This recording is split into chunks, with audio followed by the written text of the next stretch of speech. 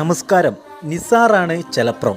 പുറം രാജ്യങ്ങളിൽ കാണുന്ന ഷോപ്പുകളുടെ മാതൃകയിലാണ് ഇവിടെയുള്ള ഓരോ തട്ടുകടയും. നമുക്കറിയാം, ലോകം തന്നെ ശ്രദ്ധിക്കുന്ന ഒരു ബീച്ചാണ് നമ്മുടെ കോഴിക്കോട് ബീച്ച്.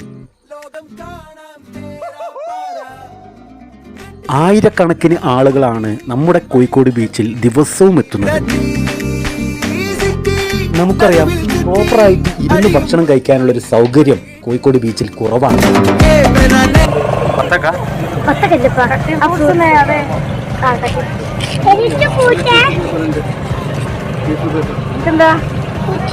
കോർപ്പറേഷൻ പണിക്കാരല്ലേ വരുന്നത്?